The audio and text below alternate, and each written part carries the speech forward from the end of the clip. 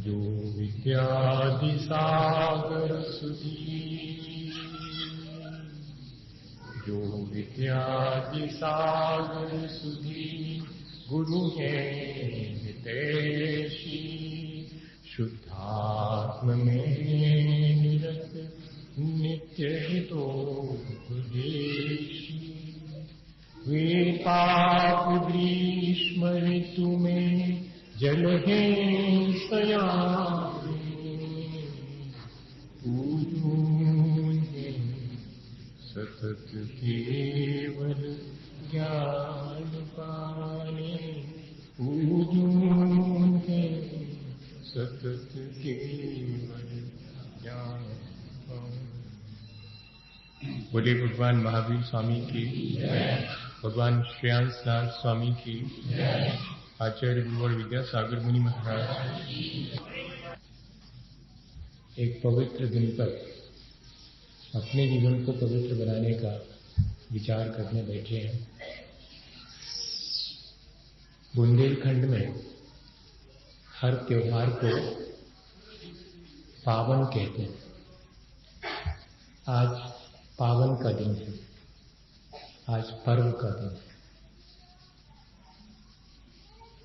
तो हर त्योहार हमारे जीवन को, या हर पर्व हमारे जीवन को पवित्र बनाने आता है। आज का दिन संबंधों की पवित्रता का दिन है। हम लोगों ने पशु जगत से ऊंचे उठकर के, मनुष्य होकर के विभिन्न प्रकार से संबंध निर्मित किए हैं। पशु जगत में तो जब तक बेटा मां का दूध पीता है तब तक वो मां मानता है, उसके बाद नहीं मानता, न वो उसकी सेवा करता है। लेकिन यहां हमने मां और बेटे के बीच का रिश्ता ऐसा बनाया है कि जीवन भर दोनों अपने उस रिश्ते की पवित्रता को कायम रखते हैं। इतना ही नहीं, हमने और भी रिश्ते बनाए और उन रिश्तों की गरिमा का निर्वाह करना भी हमने सीखा है। भोग भूमि के समाप्त होने पर कर्म भूमि की जब शुरुआत होती है, तब कुलकर हमें यही तो सिखाते हैं कि कैसे एक परिवार में, एक समाज में, और हम एक साथ हिल-मिल कर रहें। आज का दिन वैसा ही दिन है। हम अपने परिवारजनों की रक्षा का दायित्व तो अपने ऊपर लेते ही हैं, लेकिन आज का दिन तो धर्म और धर्मात्मा की रक्षा का भी दायित्व हमारे ऊपर है। उनकी सेवा करने का भी दायित्व हमारे ऊपर है। इस दायित्व को, इस जिम्मेदारी को समझने का दिन है। आज का दिन तीन संयोग एक साथ लेकर के आया है। आज के दिन भगवान श्रेयांसनाथ को निर्वाण हुआ। आज के दिन महारानी सीता के लव और कुश उत्पन्न हुए। आज के दिन विष्णु कुमार महामुनि महाराज ने अकंपनाचारी आदि 700 मुनिराजों के उपसर्ग का निवारण किया और धर्म की परंपरा को सुरक्षित किया। हम विशेष रूप से आज का दिन विष्णु कुमार मुनि महाराज के धर्म के प्रति वात्सल्य और धर्मात्मा के प्रति प्रेम का दिन मान करके मनाते हैं। इसके पीछे एक घटना छिपी। श्री वर्मा नाम के कोई राजा रहा करते थे। भगवान अरानाथ स्वामी के समय की बात, 18वें तीर्थंकर के समय की। और उनके 4 मंत्री थे जो कि जैन धर्म के विरोधी थे, बलि, नमुच, बृहस्पति और प्रहलाद। राजा एक बार अपने शहर में आए हुए, अपने देश में आए हुए अकंपनाचारी आदि 700 मुनि महाराजों के दर्शनार्थ वहां पहुंचते हैं। मंत्री उन मुनियों की बहुत निंदा करते हुए राजा से कहते हैं कि वे सब तो बिना उद्यम किए भोजन करते हैं, और भी बहुत सारी बातें जो उनके मन में आई वो सब राजा को कही। आप उनसे शास्त्रार्थ करिएगा, वे बिल्कुल बुद्धू होते हैं, आप हरा दीजिएगा उनको शास्त्रार्थ में और देश से निकाल दीजिएगा। ऐसा हो राजा को। राजा उसी उद्देश्य से और संघ जहां रुका है वहां उस तरफ जाते हैं। तो जो भद्रबाहु अकंपनाचारी महाराज थे, उनको पहले ही इस बात का आभास हो जाता है कि कोई संघ पर विपत्ति आ सकती है, इसलिए कोई भी संघ में बोलेगा नहीं। लेकिन जब उन्होंने ये आदेश दिया, उस समय एक मुनि महाराज क्षुरसागर जी वो आहारचर्या के लिए गए थे, उन्होंने इस बात को नहीं सुना। और जब राजा लोग मंत्री सब संघ में आए तो कोई नहीं बोला, तो और क्रोधित हो गए। मंत्रियों ने कहा, देखा सब बुद्धू हैं, सबने मौन ले रखा है इसलिए कि आपसे बोलना नहीं पड़ा। और राजा नाराज होकर के जब लौट रहा था तो चर्या से वहां से क्षुरसागर मुनि महाराज लौट रहे। उन मंत्रियों ने कहा कि देखो उन्हीं में से एक ये आए, इनको रोक करके इनसे प्रश्नोत्तर करो। और वहीं रास्ते में ही और उन्हें रोक करके और प्रश्नोत्तर शुरू कर दिए। क्षुरसागर महाराज बहुत विद्वान थे, राजा उनसे शास्त्रार्थ में परास्त हो गए। तब और अधिक क्रोधित हो गए। महाराज संघ में वापस लौटे तो अकंपनाचारी ने कहा कि यह तो ठीक नहीं हुआ, जाओ जिस स्थान पर शास्त्रार्थ हुआ सारी रात वहीं ध्यान में लीन रहो, क्योंकि बाकी संघ पर उपसर्ग आ सकता है। क्षुरसागर मुनि महाराज बहुत सशक्त और दृढ़ निश्चयी थे, इसलिए तपस्वी भी थे। वे रात्रि में वहीं जिस स्थान पर शास्त्रार्थ हुआ वहीं पर ध्यानाग्र हो गए। उन चारों मंत्रियों ने जिनका कि अपमान हो गया था शास्त्रार्थ में, उन्होंने उन पर उपसर्ग करने के लिए चारों ने चारों दिशाओं में खड़े होकर के तलवार चलाई। लेकिन धर्म के प्रभाव से या मुनि महाराज की विशुद्धि से और वे चारों वहीं स्तब्ध होकर के खड़े रह गए, आक्रमण नहीं कर पाए। और सुबह की रोशनी में सारी प्रजा ने उन्हें तलवार से मुनि को मारते हुए पीड़ित देखा तो सबने उनका बहुत तिरस्कार किया। श्री वर्मा राजा ने भी उन्हें देश निकाला दिया। वे पद्म राय के राज्य में पहुंचे और वहां कोई सिंहबल नाम का एक राजा जो कि पद्म राय को मुश्किल में डालता था, उसे जीत करके पद्म राय का विश्वास जीत लिया और एक वरदान ले लिया।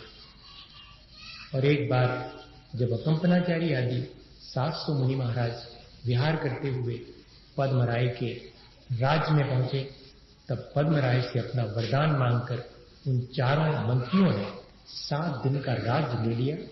पद्म राय महलों में चले गए और राजकाज बलि आदि 4 मंत्रियों के हाथ में हो गए। और उन्होंने जहां पर संघ रुका था उसके चारों तरफ बाड़ी लगा करके और एक यज्ञ शुरू कर दिया, जिसमें सड़े गले मांस और चमड़ी इत्यादि को जलाना शुरू किया। सारे मुनि महाराज ध्यान में लीन हो गए और उनके चारों तरफ इस तरह से यज्ञ का धुआं उठने लगा। श्रवण नक्षत्र को आचार्य सारचंद्र ने मिथिला के वन में अचानक रात्रि में हिलते देखा और अपने अवधि ज्ञान से जान लिया कि बहुत बड़ा उपसर्ग मुनियों पर कहीं हो रहा।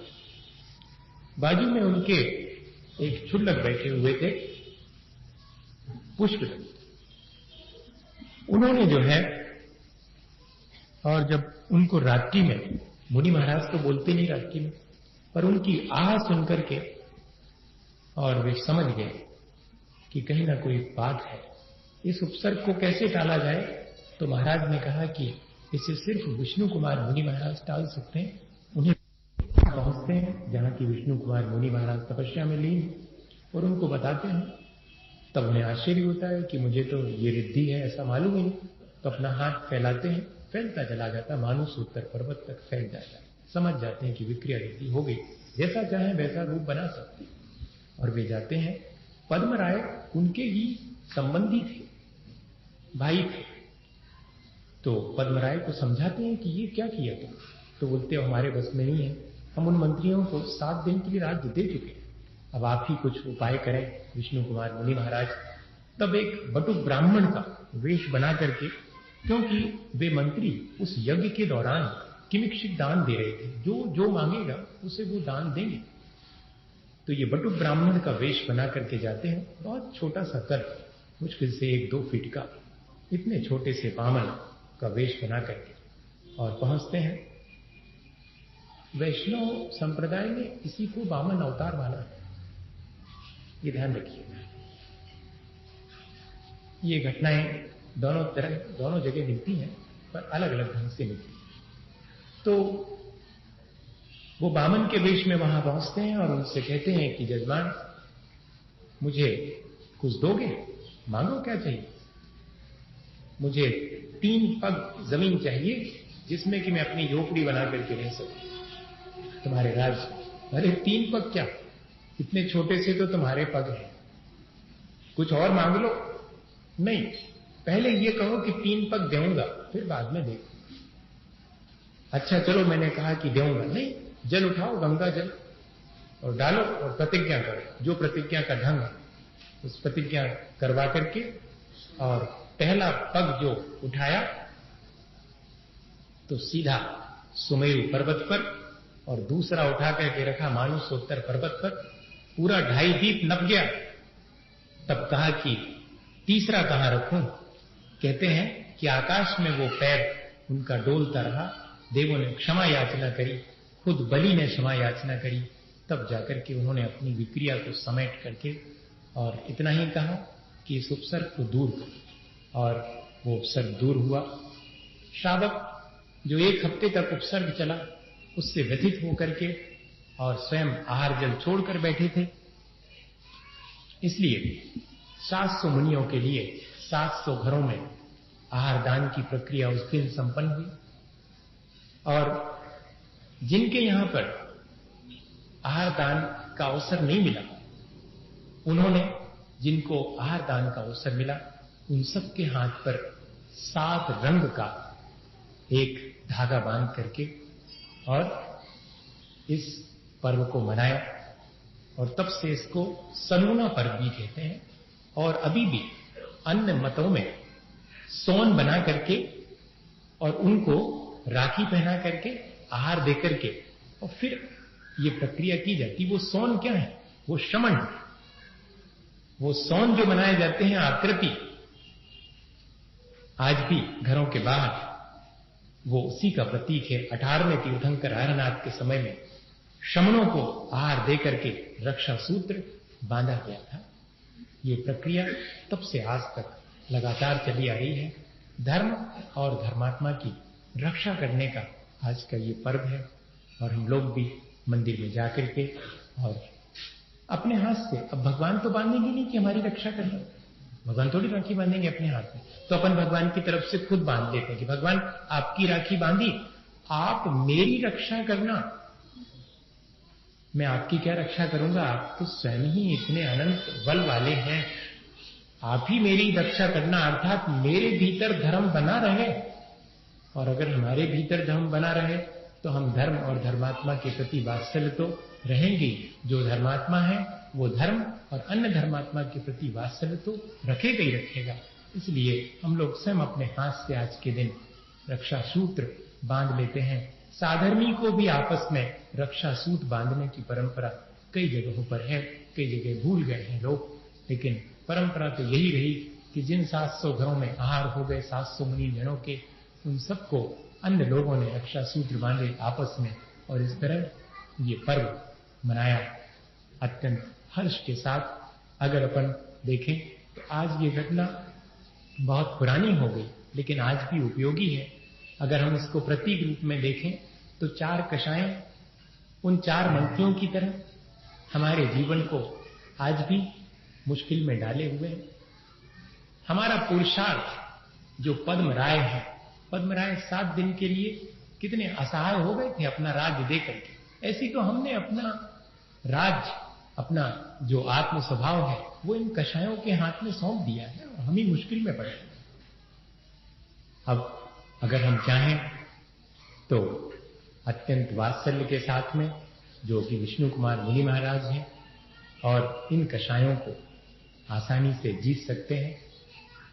अगर इन कषायों की पीठ टूटती है, रीढ़ टूटती है, तो काहे से टूटती है? सच्ची श्रद्धा, ज्ञान इन अकेले से नहीं टूटती। 2 पैर तो सच्ची श्रद्धा और ज्ञान के हैं, लेकिन तीसरा पैर जब रखा था तब कषायें टूटी, तब अहंकार टूटा, तब मायाचारी गई उस बलि की। इसलिए सम्यक चारित्र से अगर हम चाहें तो आज भी इन कषायों को जीत करके और अपने स्वभाव की रक्षा कर सकते हैं। ऐसा कोई प्रतीक अगर इस पर्व का हम लें तो आज भी ये पर्व हमारे लिए, हमारे आत्म कल्याण में, जीवन को पवित्र बनाने में कारण बन सकता है। फिर 15वीं शताब्दी के आसपास एक घटना और इसी दिन घटी, जिसमें कि किसी राजा से रक्षा सूत्र भेज करके अपनी रक्षा की याचना किसी रानी ने की और वो आए और उनकी रक्षा की। तब फिर उनको धर्म की बहन मान करके और राखी बांधी और बंधवाई।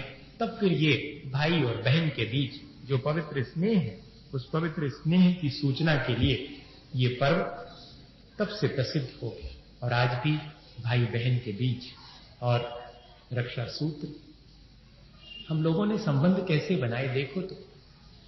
बेटी जब तक बड़ी नहीं हुई तब तक पिता उसकी संभाल करेंगे, उसकी रक्षा करेंगे।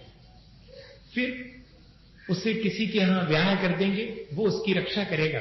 लेकिन जीवन में एक क्षण ऐसा आएगा कि कोई तो हो पिता के बाद जो उस परिवार का रक्षा करता रहे। तो भाई को लगा दिया कि बहन का हमेशा ध्यान रखना, माने एक प्रोटेक्शन, एक जो सुरक्षा और प्यार। अहिंसा बहुत बड़ी चीज नहीं है। Affection and protection is non violence. अहिंसा की परिभाषा बनाई है, हमने नहीं बनाई है, ये विदेश के किसी व्यक्ति की बनाई हुई परिभाषा। क्या अहिंसा के मायने हैं सबसे प्यार और सबकी सुरक्षा का भाव। यहां से, घर से ये अहिंसा शुरू होती। संबंधों में अहिंसा देखिएगा कि सबके प्रति, अपने परिवारजनों के प्रति इतना प्यार कि हम उनकी सुरक्षा कर रहे हैं। सुरक्षा करना, उनको निश्चिंतता देना, उनको अभय दान देना, क्या इससे बड़ा कोई और धर्म है क्या? इसलिए इसी को हमने धर्म भी माना, वात्सल्य, अहिंसा और प्रेम को धर्म माना। और ये अब भाई और बहन के बीच, लेकिन अब इसके भी मापदंड बदल गए हैं। हमें विचार करना चाहिए कि संबंध पैसे से नहीं बनते हैं। आज देखना पड़ता है कि पैसे की सुविधा होगी तो ही भाई और राखी बंधवाने जाएगा, बजट गड़बड़ाएगा तो न जा पाते हैं, चिट्ठी से आ जाती है। और अब तो चिट्ठी की आवश्यकता नहीं, कौन 2 लाइनें लेके फैक्स कर दिया या कि ऐसे ही फोन पर बात कर ली। नहीं, वो जो चिट्ठी का इंतजार और फिर वो चिट्ठी लिखने का आनंद और फिर उसको पढ़ने का आनंद और उसकी प्रेजेंस फील करने का आनंद, वो भी एक आनंद हुआ करता था। इस दिन के लिए लोग 1-1 वर्ष इंतजार करते थे कि बस आएगा और फिर हम आपस में एक दूसरे के प्रति अपना पवित्र प्रेम व्यक्त करें। एक ऐसा संबंध है, छोटी सी भी बहन हो, बड़ा सारा भैया क्यों ना हो, छोटी सी बहन जब राखी बांधेगी तो उसके पैर छुएंगे, और जिसके पैर छू लिए उसके प्रति अब दृष्टि खराब नहीं कर सकते। पिता पैर छूता है आज भी बुंदेलखंड में बेटी के कि उसके प्रति अपना मन खराब मत करना। अब लेकिन यहाँ की परंपरा उल्टी तो नहीं कहूंगा, नहीं तो आप कहेंगे कि ले महाराज जी को अपना वहां का सब ठीक लगता नहीं। यहाँ तो आप बेटी से पैर छुआ लेते हैं, बहुत आश्चर्य लगता है। या बेटी भी पैर छू लेती है, बहुत आश्चर्य लगता है। भगवान ऋषभदेव की दोनों बेटियों ने इसी बात से ब्याह नहीं किया था कि हमारे पिता को झुकना पड़ेगा दमांग साहब को, और हमें जब ब्याह करेंगे तब पैर पूजना पड़ेंगे दमांग और बेटी के। इसीलिए उन्होंने ब्याह नहीं किया कि नहीं आप कैसे झुकेंगे किसी के सामने। तो वो परंपरा रही कि हम सिर्फ एक जगह ही जिससे ब्याह होता है उसके पैर छुएगी कोई भी बहन, किसी की बहन होगी, किसी की बेटी होगी, किसी की मां बनेगी कल के दिन। ये 3 ही रिश्ते सबसे श्रेष्ठ थे संसार चलाने के लिए। एक रिश्ता हमने बनाया, वो जीवन साथी का रिश्ता बनाया, उसकी पवित्रता भी जीवन के अंत तक बनाए रखी। ये रिश्ते हमें पवित्रता देने के लिए थे, हमारे मन को, हमारे मर्यादाओं को निर्धारित करने वाले थे। किसी से एक बार बहन बोल दीजिएगा, किसी से एक बार भाई बोल दीजिएगा, मन के भीतर जो एक पवित्रता आती है वो सब समझते हैं। लेकिन आज ये नहीं होता। आज हमने देखा कि अगर छोटी भी बहन है या कि बड़ी है, आचर्षी कभी भी दीदी लोग बैठी, सब कभी भी किसी भी दीदी वगैरह का आचर्षी नाम नहीं लेते। वो कुमेर वाली बहन को बुलाओ, वो उधर जबलपुर वाली बहन को बुलाओ, अशोकनगर वाली बहन को बुलाओ, ऐसे कहीं नाम ले सकते? नहीं लेते। एक रिस्पेक्ट है। लेकिन आज तो नाम लेने में हम वो समझते हैं कि हाँ नाम लेकर के बुला रहे मतलब प्यार बहुत है। नहीं, अलग ही है ढंग। ये रिश्तों की पवित्रता का ढंग ही अलग रहा। तो आश्चर्य होता है कि हम इन रिश्तों को, इसकी पवित्रता को आज कितना कायम रखेंगे। इसके लिए पर्व आते हैं, इसके लिए नहीं आते हैं। बच्चों के लिए तो नए नए कपड़े पहनने के लिए और बढ़िया से मिठाई विठाई खाने के लिए आते हैं, है ना। अकेले पर्व अच्छे कपड़े पहनने और मिठाई खाने के लिए नहीं भैया। इन पर्व से हमारे जीवन में कुछ अच्छा करने का भाव हमारे मन में आना चाहिए। मुझे 1989 की घटना याद है। मुझे पेपर में किसी ने कटिंग दी थी कि देखिए महाराज पर्व इतना महत्वपूर्ण हो गया क्योंकि भाई को इस पर्व के 2 दिन पहले फांसी लगना थी, लेकिन मर्सी अपील की थी बहन ने कि ठीक है मेरे भाई ने अपराध किया है, उसे फांसी लगे, जो सजा मिली है वो मिले, लेकिन 2 दिन की और मोहलत दी जाए। मैं अपने भाई के हाथ में राखी बांधूं, फिर फांसी लगना हो तो लगे। और इस मर्सी अपील पर राष्ट्रपति ने, ये सत्य घटना है 89 की, और 2 दिन के लिए एक्सटेंड कर दी थी फांसी। रक्षाबंधन पर्व के बाद में फांसी दी गई थी, दी तो गई, लेकिन ये जो पवित्रता है वो पवित्रता और हमें इतना दूसरे को प्रोटेक्ट करने के लिए और हमें एक संदेश देती है। हमें इससे ये संदेश भी लेना चाहिए और अपने जीवन में ऐसे संबंध बना करके, प्राणी मात्र अगर हमारा अपना हो जाए तो मानिएगा कि फिर ये जो संबंध की पवित्रता है वो हमारे जीवन को कितनी ऊंचाई देगी। हम तो इसको राग समझते हैं, ये ऐसा वाला राग नहीं है जो विषयाणु राग है, जो संसार वाला राग है वो वाला राग नहीं है। ये जो पवित्रता का राग है वो तो जीवन को उठाने वाला है। इसलिए मैंने यहां भी कहा था कि शायद सब लोग तैयार भी हैं कि आपस में भी एक दूसरे के प्रति अपना प्रेम व्यक्त करेंगे, एक दूसरे को राखी बांधेंगे। कोई ऐसा नहीं है कि बहन ही भाई को बांधे, भाई भी बांधे, एक साधर्मी दूसरे को। कि हम हो सकता है कि संसार के कामों में अलग अलग हों, लेकिन यहां धर्म के क्षेत्र में हम सब एक हैं और एक दूसरे को अपना साधर्मी मान करके अपना एक दूसरे के निमित्त से धर्म ध्यान करेंगे। धर्म ध्यान में एक दूसरे के सहयोगी बनेंगे इस पवित्र भावना से, और अपन इस पर्व को मनाएं तो हमारा ये पर्व मनाना सार्थक होगा। बताइए, आप कह रहे थे कि आप मत बोलो, आज आपकी तबीयत ठीक नहीं है, तो फिर धर्म ध्यान कैसे होता बताइए। आहार तो करूंगा कि नहीं करूंगा? जब आहार कर सकता हूं तो बोल नहीं सकता क्या? और तो सब काम करेंगे, बस ये कच्चापन है। अब ये कच्चापन निकालो। शरीर तो आराम तलब है। मैं कल से कह रहा था कि इसको लिटाओ मत, लेकिन सबने फोर्सफुली कहा कि आप तो लेट जाओ। और कल का 7 बजे का लेटा, सुबह 6:45 को उठ पाया हूं। मैं लेटता नहीं इसी वजह से, कितना भी कुछ हो जावे बैठा रहता हूं, काम करते रहता हूं, तो काम चलता रहता है। और एक बार अगर इसको लिटा दिया फिर उठाना बहुत मुश्किल है। मैं जानता हूं इस शरीर के साथ ये बेईमानी 24 साल से देख रहा हूं इसकी, इसलिए इसको तो सबके साथ ऐसी बेईमानी कर सकता है ये शरीर, लेकिन इसकी बेईमानी को जीतना अपने आत्मबल के द्वारा।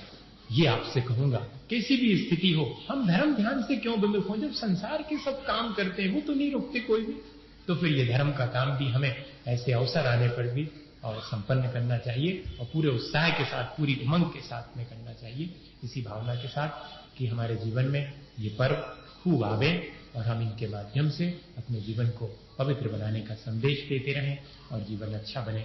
बोले आचार्य गुरुवर विद्यासागर जी।